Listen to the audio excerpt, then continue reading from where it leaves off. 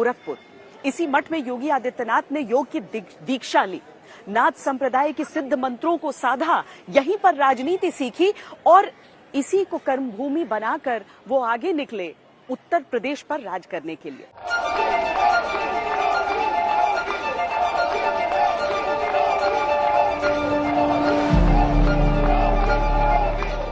योगी आदित्यनाथ, कर्म से राजयोगी।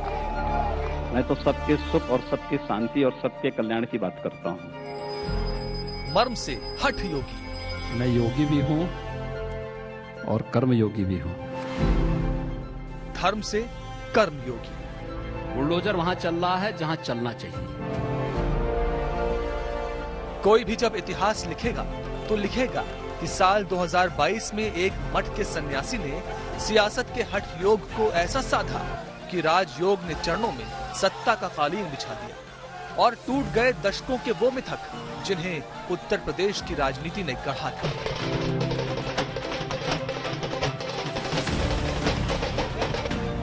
यूपी राजनीति के 71 साल के इतिहास में योगी आदित्यनाथ पहले ऐसे पूर्णकालिक मुख्यमंत्री हैं जिनका जनता ने दोबारा सत्ताभिषेक किया।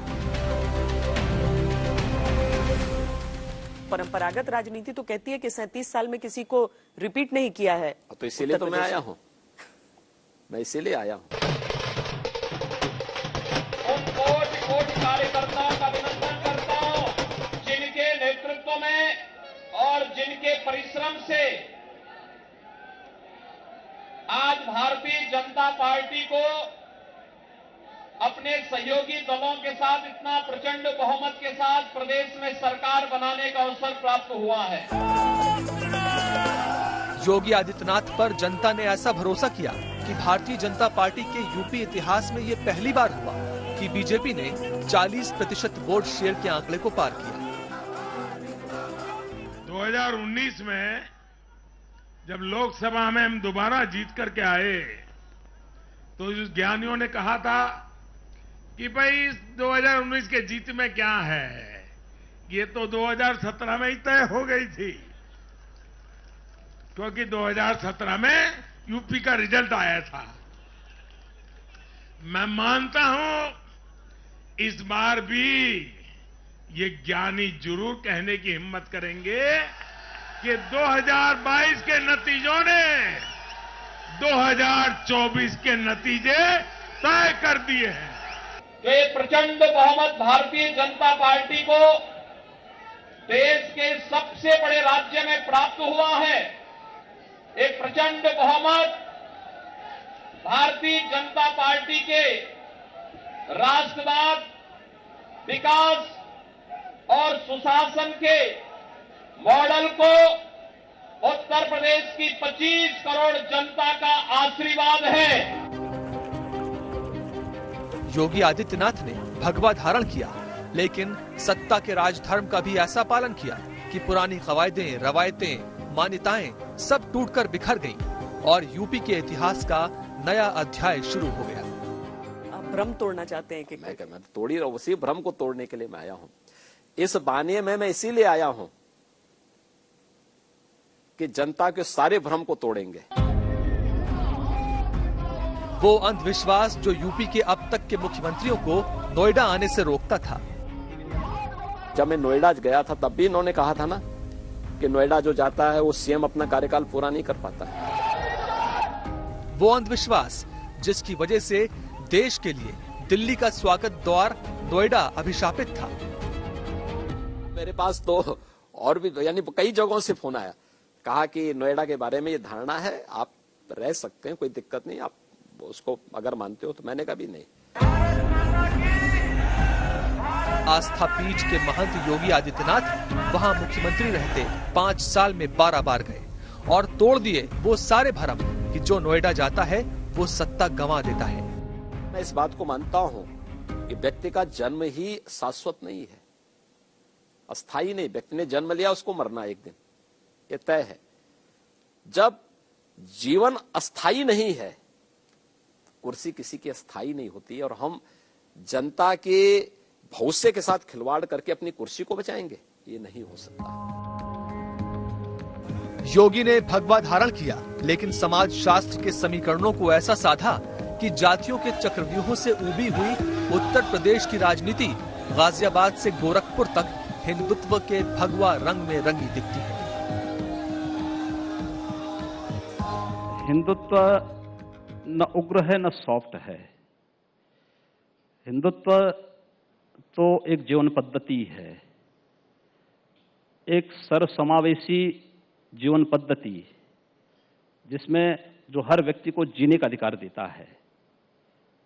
और हिंदुत्व ही है कि जिसने विपरीत परिस्थितियों में दुनिया की हर मत, हर मजहब और हर संप्रदाय के लोगों को भारत में शरण दिया है।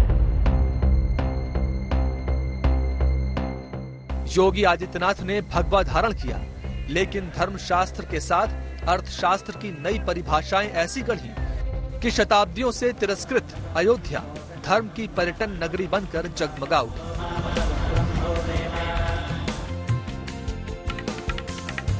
योगी आदित्यनाथ ने भगवा धारण किया, लेकिन सत्ता के भुजदंड का प्रहार अपराधियों, माफियों और गुंडों पर इतना तेज किया कि जनमानस ने बुलडोजर बाबा, महाराज और महंत जैसे विशेषण जोड़ दिए।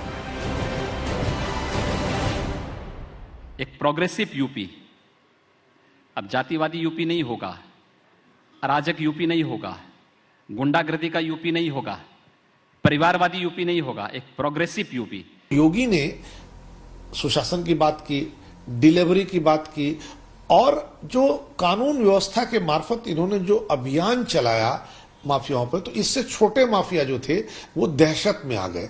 उन्होंने या तो अपना ट्रेंड बदल दिया या शहर छोड़ दिया, और छोटे छोटे अपराध जैसे चैन खिंचाई, जैसे महिलाओं के साथ छेड़छाड़, जैसे गाड़ी चोरी कर लेना, तो ये जो छोटे अपराध वाले लोग थे ये डरे और ये बंद हुआ। इससे जनता के बीच फैल गया। देखो बड़ी गर्मी दिखा रहे हैं, लेकिन चिंता मत करो।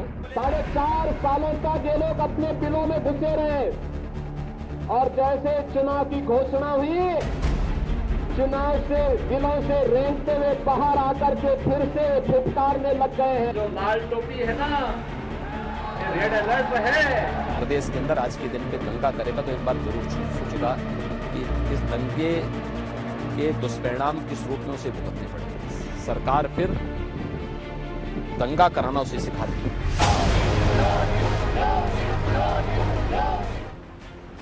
अव्यवस्थाओं पर झल्लाते योगी आदित्यनाथ को यूपी ने देखा। तो बरसात के पहले नालियों की सारी सीट को निकाल दिया जाए, उसको सबका निस्तारण भी कर दिया जाए, क्योंकि अगर ये सब नहीं करेंगे तो बरसात में सब ओवरफ्लो होकर के सड़कों में पानी बहेगा। कुचेष्टाओं पर क्रोधित होते योगी आदित्यनाथ को यूपी के लोगों ने देखा। दंगाइयों के फोटो फिर से लगाएंगे चौराहे चौराहे पर। नाम सुना होगा लंकेश, इनका नाम है दंगेश। राजनीतिक प्रतिद्वंद्वियों को निर्ममता से ललकारते भी योगी आदित्यनाथ को यूपी की सियासत ने खूब देखा। गर्मी जो अभी किराना में और मुजफ्फरनगर में कुछ जगह दिखाई दे रही है ना, ये सब शांत हो जाएगी इसके बाद, क्योंकि गर्मी कैसे शांत होगी ये तो मैं मई और जून में भी इसको बहुत शिमला बना देता हूं। लेकिन जनता के बीच हृदय की कोमलता को उकेरते भी जनता ने ही देखा। डर गई। हाँ, ऐसे मैं तो मंत्रिमंडल में सबसे वही मुस्कुरा के बात करता हूँ, ऐसे ही बात करता हूँ। डबल इंजन में से यूपी के इंजन योगी के नेतृत्व में अवैध कट्टों के लिए बदनाम शहरों को रक्षा शस्त्रों की निर्माणशाला बनते देखा। नदियां हैं तो बगल में जंगल थे, तो उसी जंगल में लोग देसी तरीके से अपना हथियार बनाते थे, और वो हथियार जो है मेड इन बम्हौर के नाम से फेमस हुआ, और बाद में यह गांव उतना प्रसिद्ध हो गया उसी चीजों के लिए। किस चीज के लिए जाना जाता था? इसे स्कूल के लिए जाना जाता है, स्कूल ही के लिए जाना जाता है, और कट्टा के लिए भी फेमस। ये तो कोई बोल ही नहीं रहे थे, कट्टा के लिए फेमस था। जी जी हाँ। जी बहुत बनता था यहाँ पे। जी आप तो देखे होंगे पहले से। जी पहले था, अब सब कुछ बंद हो गया, अब ऐसा कोई बात सुना सुनाया है सब। हाँ जी जी जी, ऐसा बना करता था, ऐसा सुना सुनाया। अब सब ठीक हो गया यहाँ पे, अच्छा है अब सब ठीक है। मैं मेडिकल कॉलेज से लेकर एक्सप्रेस वेज की तस्वीरों के बीच नए यूपी को भी लोगों ने अनुभव किया। 3 साल पहले मैंने पूर्वांचल एक्सप्रेसवे का शिलान्यास किया था, तो ये नहीं सोचा था कि एक दिन उसी एक्सप्रेसवे पर विमान से मैं खुद उतरूंगा।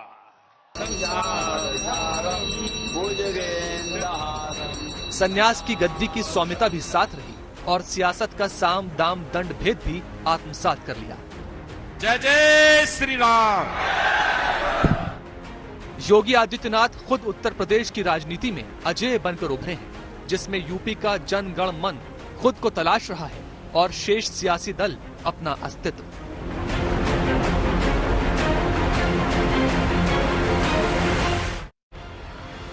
सीट सीट संग्राम था, वोट वोट संघर्ष था, चरण चरण रण था। दांव पर सिर्फ सत्ता नहीं, पार्टी की साख थी, खुद का रसूख था और फिर उत्तर प्रदेश का सीएम रिपीट न करने का 37 साला इतिहास भी चुनौती दे रहा था। योगी आदित्यनाथ ने इन्हें चुनौती की तरह ही लिया और सबसे पहले 15 साल से चली आ रही वो परंपरा तोड़ी जिसके चलते मुख्यमंत्री चुनाव नहीं लड़ता और विधान परिषद से चुनकर आता था। योगी आदित्यनाथ ने गोरखपुर की अपनी कर्मभूमि को चुनाव के लिए चुना, गोरखपुर ने योगी को चुना और अब जैसे ही योगी आदित्यनाथ सीएम की शपथ लेंगे, यूपी को चुना हुआ मुख्यमंत्री मिल जाएगा। गोरखपुर ने सांसद योगी को देखा था, मुख्यमंत्री योगी को भी देखा, लेकिन पहली बार विधायक योगी को भी देख रहा है।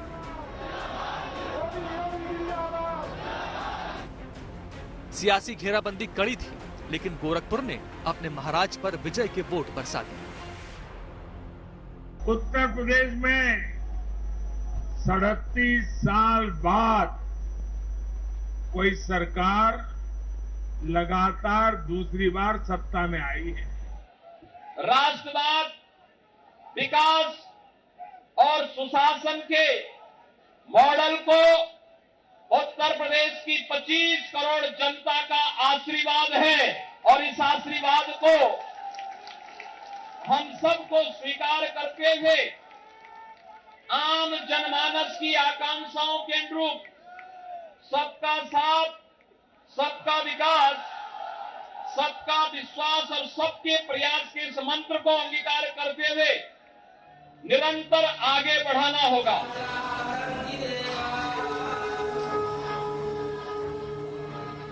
योगी आदित्यनाथ दरअसल संन्यास की उस परंपरा से आते हैं जहां हठ योग साधना का हिस्सा है और हठ योगी जो ठानता है वो उसे पूरा करके छोड़ता है। संन्यास की उसी विद्या को सत्ता के संकल्प के साथ योगी आदित्यनाथ ने ऐसा जोड़ा कि उत्तर प्रदेश जैसे जटिल राज्य के बहुमत को जीत लिया। जीत के कई कारण हैं, लेकिन हर कारण का एक ही कारण है और वो है योगी आदित्यनाथ। गरीब कल्याणकारी योजनाओं को प्रभावी ढंग से आगे बढ़ाने के लिए जो प्रयास प्रारंभ हुए हैं, आज उसका परिणाम जनता जनार्दन ने जातिवाद, परिवारवाद, वंशवाद की राजनीति को पूरी तरह तिलांजलि देते हुए 2022 में भी भारतीय जनता पार्टी को प्रचंड बहुमत के साथ ये विजयश्री उपलब्ध कराई है।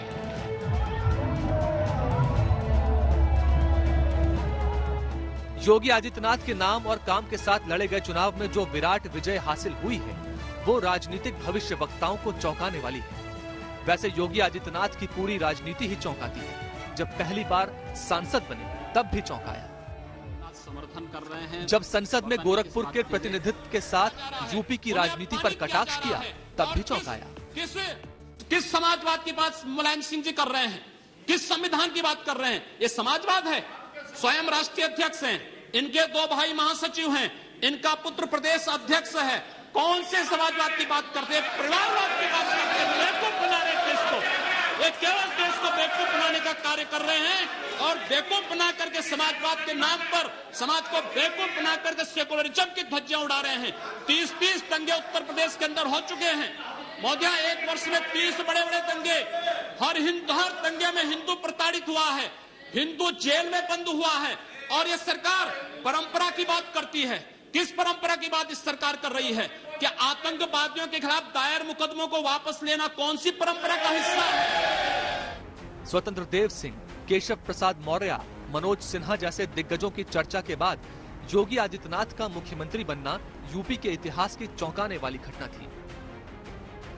और अब ये विजय चौंकाती है तब जबकि हाथरस से लखीमपुर तक के कांडों ने राजनीतिक उबाल ला दिया था, तब जब जातिगत पक्षपात के आरोपों से यूपी के जातीय समीकरण कुलबुला उठे थे। मुझसे कोई नाराज नहीं है। ब्राह्मण समाज का प्रबुद्ध वर्ग है, समाज को मार्गदर्शक है, और समाज का मार्गदर्शक राम जन्मभूमि मंदिर निर्माण से क्या ब्राह्मण नाराज होगा? काशी विश्वनाथ धाम का भव्य निर्माण होने से क्या ब्राह्मण नाराज होगा? गरीब कन्याओं की शादी हो रही है, क्या इससे ब्राह्मण नाराज होगा? 15 करोड़ लोगों को फ्री में अन्न मिल रहा, क्या इससे ब्राह्मण नाराज होगा? ये बातें वे लोग करते हैं जिनके पास कोई मुद्दा नहीं। भगवा पहनावा भी निशाने पर था। एक रंग वाले कहीं जीवन में किसी के रंग नहीं ला सकते। हमारा समाजवादी लोगों का सब रंग लोगों को साथ लेकर के चलने का है।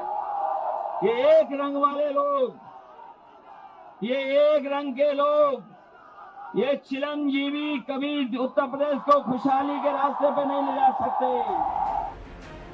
भगवा राजनीति भी सवालों के घेरे में थी।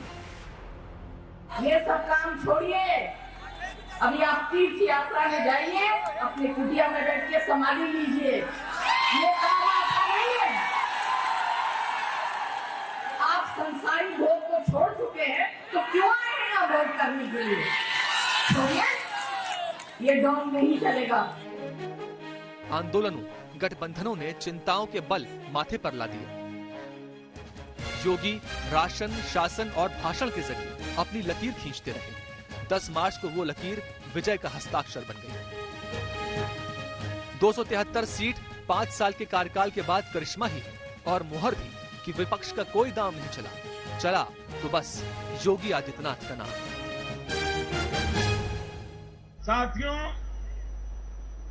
उत्तर प्रदेश ने देश को अनेक प्रधानमंत्री दिए,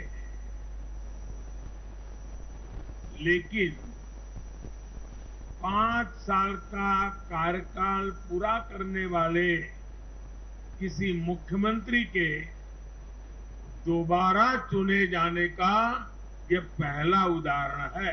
ये पहली बार 37 साल बाद हो रहा है कि उत्तर प्रदेश में लगातार कोई पार्टी की सरकार दोबारा आई है। ये 37 साल बाद उत्तर प्रदेश की धरती पर हो रहा है, और हमारा वोट शेयर भी 42% से ज्यादा बढ़ करके आया है। बुलडोजर नीति को पिछले कार्यकाल में सुर्खियां मिली, लेकिन अब विजय की विनम्रता नए संकेत दे रही है। लेकिन तेवरों का क्या? वो भी तो पहचान है मुख्यमंत्री महंत योगी आदित्यनाथ की। पौराणिक इतिहास और नवीन इतिहास को अगर हम देखें तो मठ की एक अलग कहानी नजर आती है, लेकिन अगर हम वर्तमान में देखें तो कई कार्य ऐसे भी नजर आते हैं जो संस्कृति को जीवित रखने, उसके प्रचार प्रसार से जुड़े हुए होते हैं। और सीधे तौर पर यह समझिए कि चाहे आजादी से पहले का समय हो, जब सामाजिक व्यवस्था में भी मठ का दखल रहा, राष्ट्रीय कार्य में भी रहा, और उसके बाद राजनीति में भी।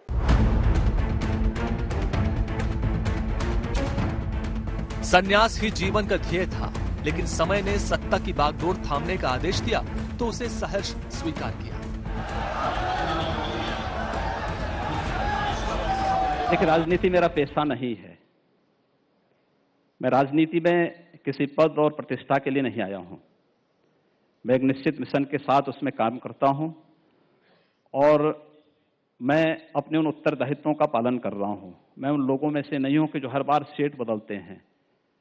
मैं उस क्षेत्र से चला आ रहा हूं, और मुझे लगता है कि भगवान से प्रार्थना करें कि कभी गोरखपुर की सीट महिलाओं के लिए रिजर्व हो जाए, तो उस समय हम लोग स्वयं राजनीति से अपने को अलग कर देंगे। नेता बनना नहीं था, लेकिन नियति ने जो तय किया उससे कोई कैसे बचे?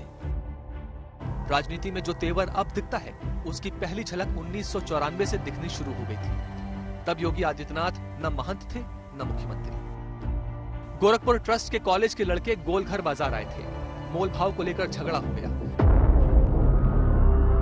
दुकानदार ने गोली चला दी। बात पुलिस तक पहुंची और स्कूल के लड़के मठ के सन्यासी के पास। युवा सन्यासी ने प्रशासन को अपनी बात सुनाने के लिए सिस्टम को झकझोर डाला। 22 साल की आयु में उन्होंने यहाँ पर गोलघर पर पहली बार एक युवाओं का नेतृत्व किया। जी किया था उन्होंने, और ठीक था। वो जो है उस समय जो लड़ाई थी समाज के लिए जो है था वो, और वास्तव में उस समय जो छात्र थे, छात्रों के हित के लिए उन्होंने लड़ाई लड़ी। तब 22 साल का वो युवा सन्यासी लोगों के मन में अपने तेज तेवरों की वजह से दर्ज हो गया। स्कूल कॉलेज के लड़कों के अलावा गोरखपुर के और लोग भी अपनी फरियाद लेकर आने लगे। यहीं से योगी आदित्यनाथ अपने गुरु महंत अवैधनाथ की निगाहों में चढ़ गए। उन्होंने समझ लिया कि कौन सा रास्ता योगी आदित्यनाथ के लिए ठीक रहेगा। महंत अवैधनाथ ने अजय बिष्ट को आदित्यनाथ और आदित्यनाथ को योगी आदित्यनाथ बनाया था। उन्होंने योगी परंपरा के लिए कानों को लकड़ी से फाड़ते वक्त योगी आदित्यनाथ के चेहरे के शांत भावों को देखा था। तब योगी आदित्यनाथ ने दर्द को कैसे सहा, इसके किस्से आज भी मठ में सुनाए जाते हैं। योगी जी को जब कान उनका फाड़ा गया था, उस समय आप थे? हाँ, हम थे। तो उनको दर्द वैसा होता था या वो अंदर से बहुत? नहीं, तो वैसे वो दर्द नहीं होता था उससे।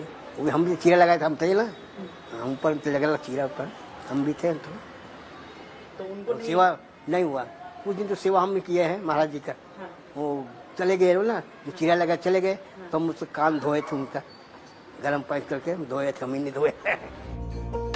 ये परंपरा है नाथ संप्रदाय की कि किसी को भी योगी बनने के लिए कानों में कुंडल धारण करने होते हैं। कानों को नुकीली चीज या लकड़ी से फाड़ा जाता है। आंसू निकल गए तो योगी व्रत वो धारण नहीं कर सकता। योगी ने वो सहन शक्ति और संयम लेकर संन्यास ग्रहण किया। राजनीति में वो खूब काम आया। जब मठ से महंत निकलकर चुनाव लड़ते हैं तो जाहिर है कि चुनावी विरोधी उनके राजनीतिक विरोधी भी होंगे, लेकिन पीठ का विरोध कभी नहीं रहा। बहुत दिलचस्प कहानियां बहुत सारी निकलती भी हैं। जब महंत दिग्विजय नाथ के समय भी जो उनके विरोधी हुआ करते थे, वो चुनाव पूर्व और चुनाव पश्चात आकर महंत जी के आशीर्वाद जरूर लिया करते थे। जनादेश देने वाली जनता योगी की महाविजय का अभिनंदन कर रही है।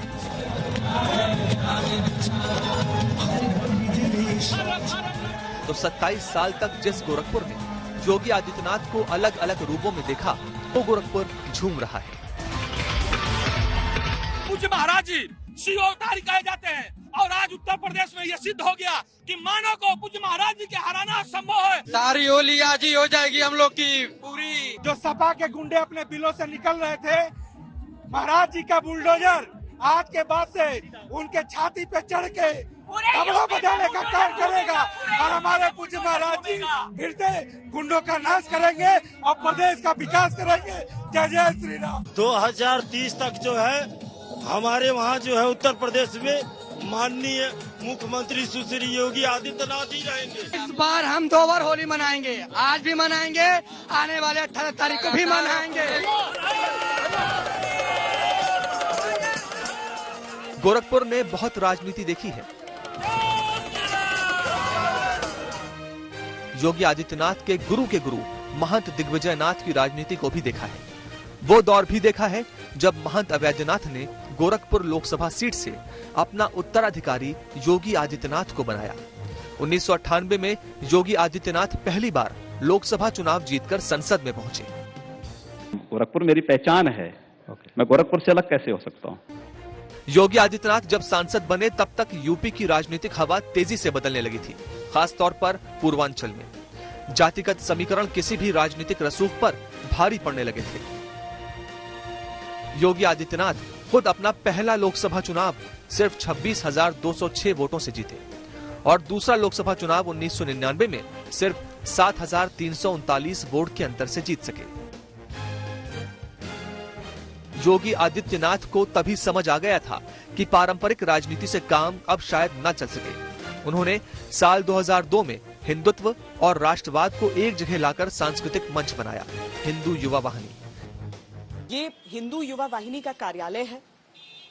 योगी आदित्यनाथ ने सांसद रहते हुए हिंदू युवा वाहिनी का गठन किया था। ये जो जगह है ये गोरखपुर रेलवे स्टेशन से बिल्कुल सटी हुई है।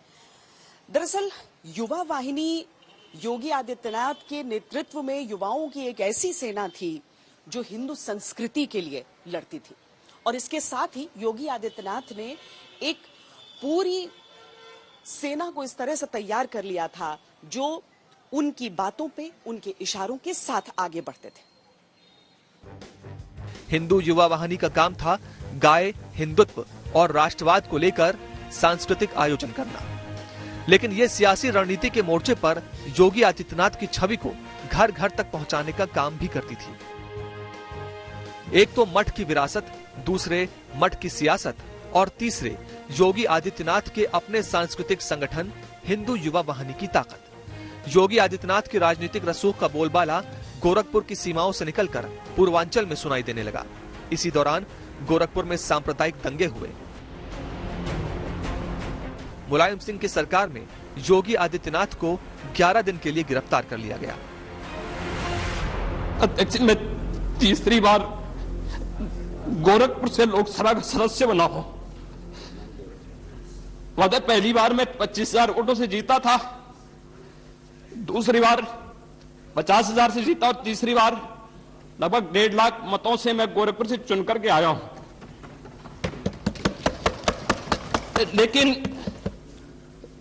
पिछले कुछ समय से महोदय राजनीतिक विद्वेष के तहत मुझे जिस प्रकार से राजनीतिक पूर्वाग्रह का शिकार बनाया जा रहा है, मैं केवल आपसे अनुरोध करने के लिए आया हूं, क्या मैं इस सदन का सदस्य हूं या नहीं हूं, और क्या सदन मुझे संरक्षण दे पाएगा या नहीं दे पाएगा। हिंदू युवा वाहिनी ने गोरखपुर समेत पूरे पूर्वांचल को हिला कर रख दिया। बीजेपी को कल्याण सिंह के बाद से जिस हिंदुत्ववादी नेता की कमी खलती थी, उसके पूरक के तौर पर योगी आदित्यनाथ झलकने लगे थे। योगी आदित्यनाथ गोरखपुर में मठ की विरासत के सेनापति बने रहे, लेकिन शेष यूपी में हिंदुत्व के महाराज बन गए। हिंदुत्व न उग्र है न सॉफ्ट है। हिंदुत्व तो एक जीवन पद्धति है। आदित्यनाथ योगी ईश्वर की शपथ लेता हूं कि मैं विधि द्वारा स्थापित भारत के संविधान के प्रति। ये माना जाता है कि योगी आदित्यनाथ के मुख्यमंत्री बनने के बाद हिंदू युवा वाहिनी नेपथ्य में चली गई, लेकिन हिंदू युवा वाहिनी के सदस्य आपको आज भी गोरखपुर में मिल जाएंगे जो दावा करते हैं कि कोई परिवर्तन नहीं आया। हिंदू युवा वाहिनी से कब से जुड़े आप? शुरुआती दौर से हम लोग संस्थापक सदस्य हैं संगठन के। जी, तो मकसद क्या रहता था? देखिए, उस जमाने में 2017 के पहले उत्तर प्रदेश के अंदर और खास करके पूर्वांचल में, चूंकि ये नेपाल से जुड़ा हुआ क्षेत्र है, अंतर्राष्ट्रीय स्तर की सीमा रेखा है, और हिंदुओं के उत्पीड़न को लेके इस संगठन का गठन हुआ। समाज के अंदर जो समस्याएं थी, राजनीतिक तौर पे तो सब लोग लड़ रहे थे, लेकिन समाज के लिए कोई संगठन ऐसा नहीं था जो केवल सामाजिक कार्य करे। और भी लोग इससे जुड़ने का प्रयास कर रहे हैं। साथ ही साथ जो ये चुनाव, तो मान लीजिए, एक तो एक चुनाव को छोड़ दीजिए, चुनाव के दरमियान जो है अभी भी लोग ये सोच रहे हैं कि हम अधिक से अधिक लोगों को जोड़ने का और भी प्रयास करें।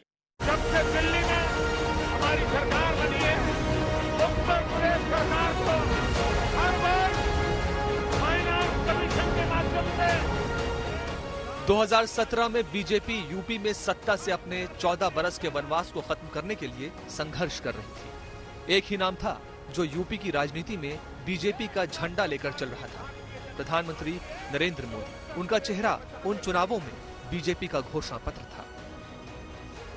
इन्हें पहले लड़ाई लड़ते थे, 27 साल उत्तर प्रदेश, बिहार,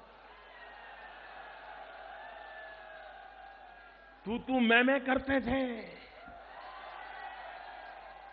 लेकिन जब उन्होंने देखा कि चारों तरफ कमल दिखाई दे रहा है,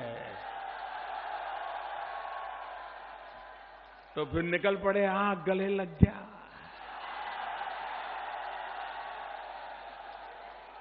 बचाओ बचाओ बचाओ।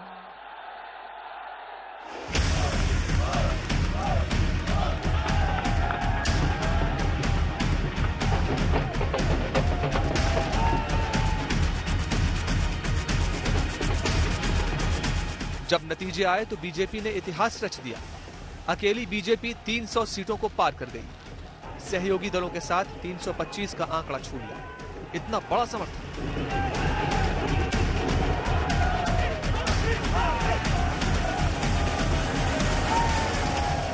इतनी बड़ी जीत, लेकिन प्रधानमंत्री मोदी तो यूपी के मुख्यमंत्री बन नहीं सकते थे। कई नामों पर चर्चा हुई, लेकिन तलाश खत्म हुई योगी आदित्यनाथ की।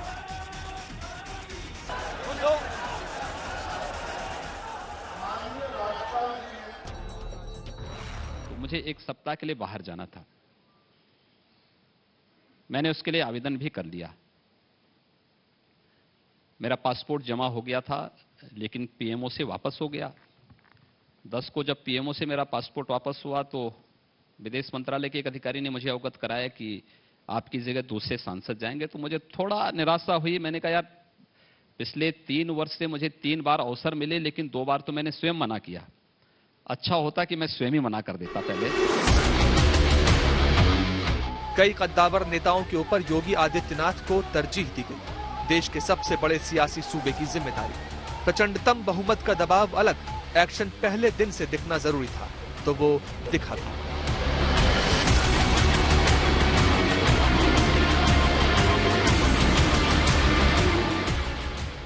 एंटी रोमियो स्क्वाड का एक्शन, अवैध बूचड़खानों के खिलाफ एक्शन, लव जिहाद के खिलाफ एक्शन, गो तस्करों के खिलाफ एक्शन, अपराधियों के खिलाफ कड़ा एक्शन।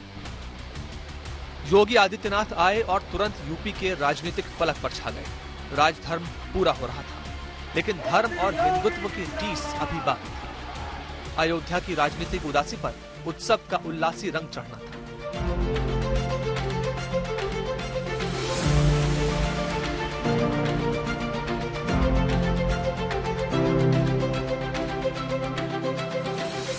अयोध्या बीजेपी की राजनीतिक, सांस्कृतिक, सामाजिक टीस तो थी ही। योगी आदित्यनाथ के गुरु महंत अवैधनाथ और उनके भी गुरु महंत दिग्विजयनाथ के मन का दर्द भी रह चुकी थी। योगी आदित्यनाथ ने अयोध्या को अपनी धर्म नगरी बना लिया और अयोध्या के दिन ऐसे बहुरे जैसे त्रेता युग वाला वैभव लौट आया हो।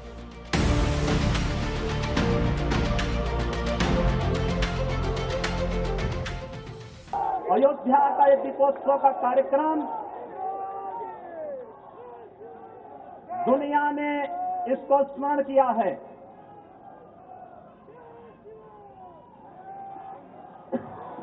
आज अगर हम दुनिया के अंदर दीपावली के कार्यक्रम को देखते हैं तो उसका मूल स्थल है अयोध्या, और अभी तो एक उदाहरण है। अयोध्या का दीपोत्सव वैश्विक परिवेश में भारत की पहचान बन गया।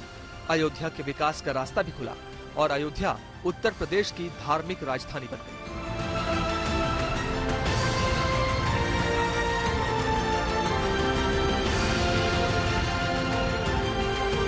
हम लोगों को इस आयोजन को अयोध्या धाम के माध्यम से देश और दुनिया तक पहुंचाना है, जिससे अयोध्या की अच्छी ब्रांडिंग भी हो सके और मर्यादा पुरुषोत्तम भगवान श्री राम जन जन के आराध्य के रूप में इसी प्रकार से पूज्य रूप से सबके सामने उसी रूप में दीपोत्सव के माध्यम से आशीर्वाद देते रहे हैं, जो हजारों वर्षों से हमारे पूर्वजों को और इस धराधाम के प्रत्येक नर नारी को उनका आशीर्वाद प्राप्त होता रहा है। सुप्रीम कोर्ट के आदेश के बाद अयोध्या में श्री राम मंदिर निर्माण का रास्ता खुला तो योगी आदित्यनाथ की आस्था का वो रूप भी दिखा जो 2022 के चुनावों में उनका नारा बन गया।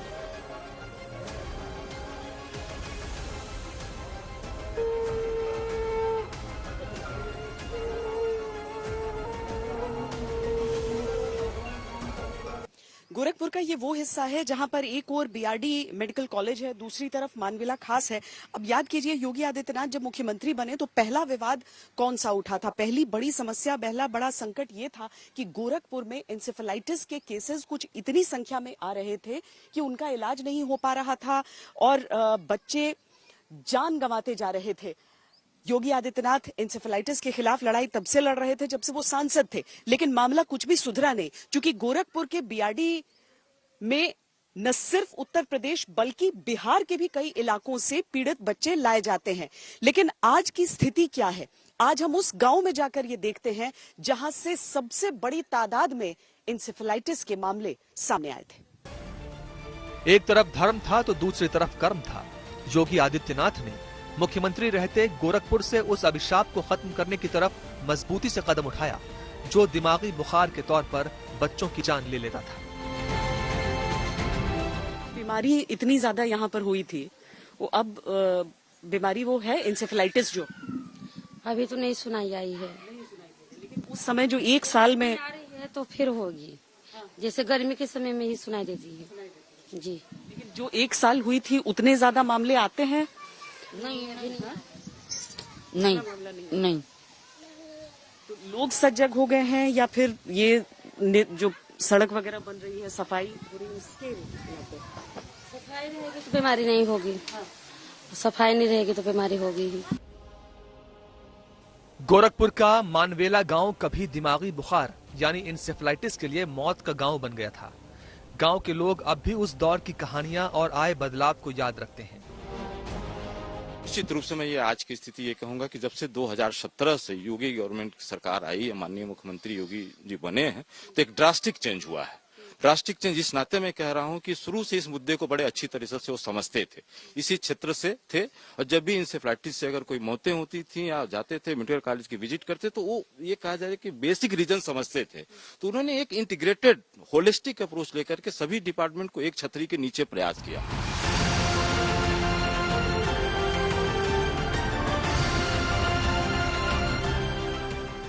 गोरखपुर में वनटांगिया गांव भी है जहां योगी आदित्यनाथ का नाम लेने से लोगों के मन में भाव खुलकर सामने आने लगते हैं। ये वो गांव है जिसे पहली बार योगी आदित्यनाथ के मुख्यमंत्री बनने के बाद विधानसभा का वोट डालने का अधिकार मिला।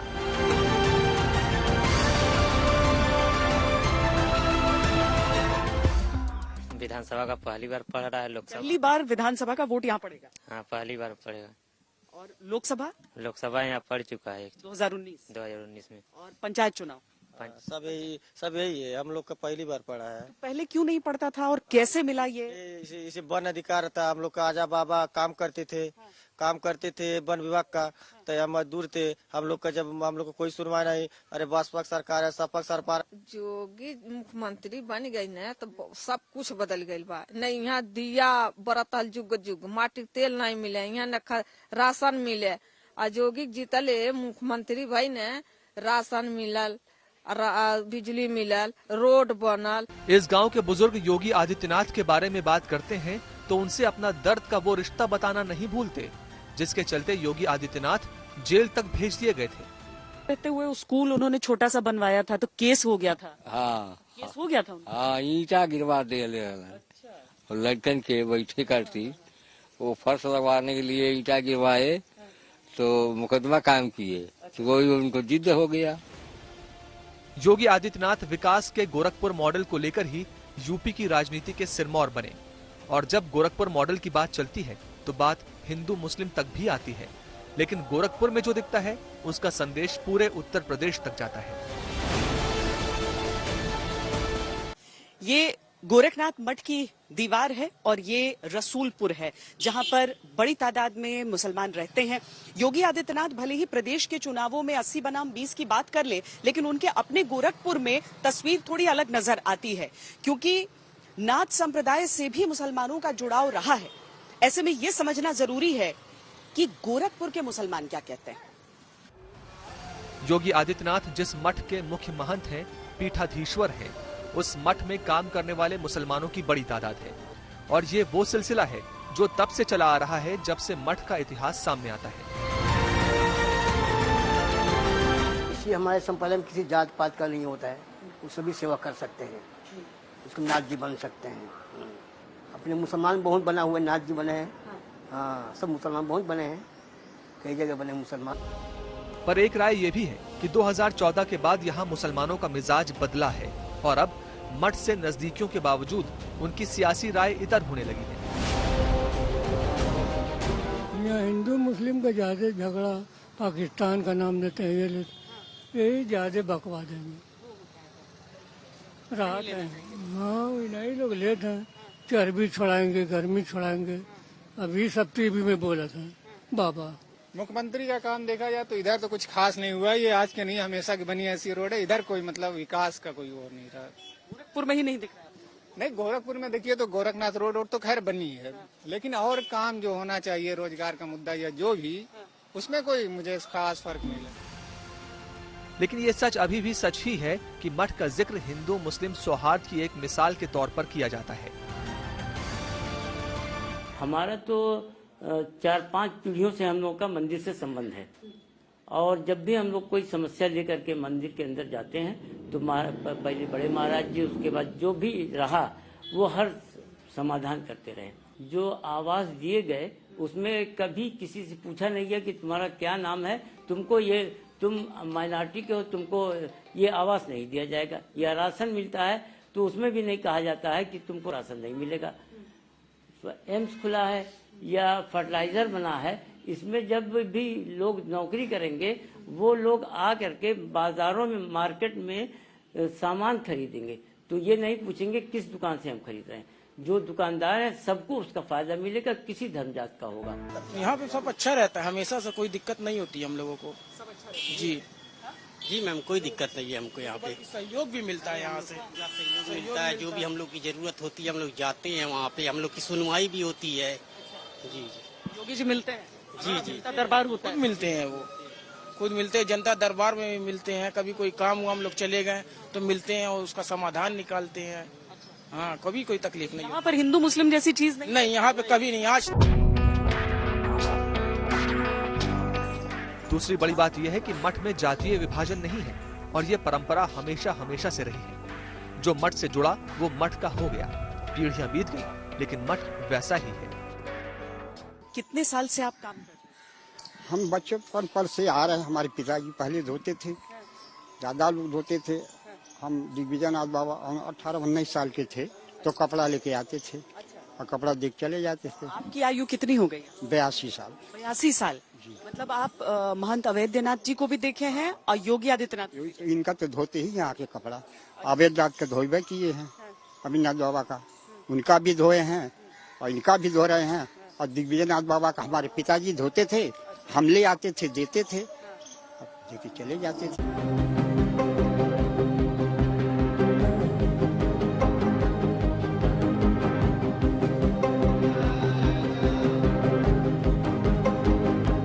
हिंदुत्व का बाना योगी आदित्यनाथ की पहचान रहा, लेकिन विकास के रास्ते में कई मील के पत्थर उनकी अलग छवि बनाते हैं।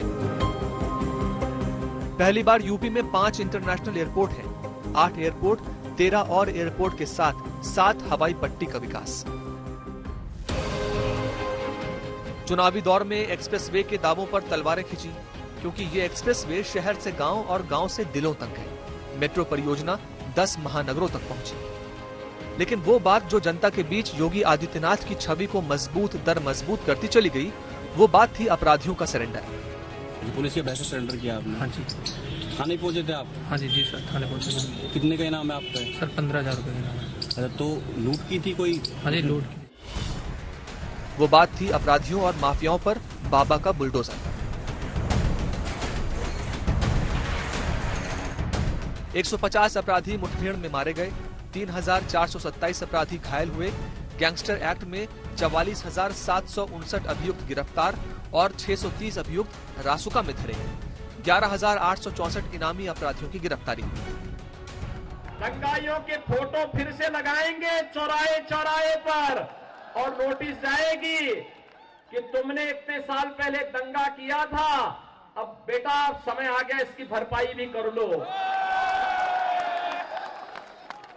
और इसलिए भाइयों बहनों, एक तरफ विकास है और विकास के साथ साथ माफिया के खिलाफ बुलडोजर भी है। योगी आदित्यनाथ के सामने नई चुनौतियां हैं। तो समाजवादी पार्टी के राष्ट्रीय अध्यक्ष आदरणीय अखिलेश यादव जी से कहकर आया हूं कि 6 महीने तक किसी की ट्रांसफर पोस्टिंग नहीं होगी भैया। जो यहां है वो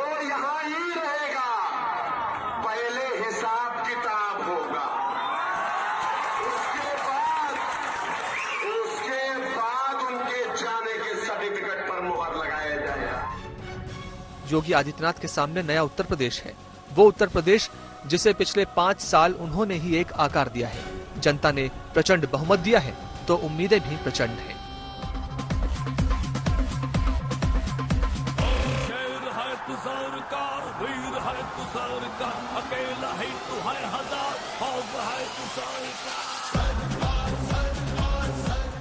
आज के लिए इतना ही। कैमरा पर्सन सैयद मोहसिन और योगेंद्र सिंह के साथ मुझे दीजिए इजाजत।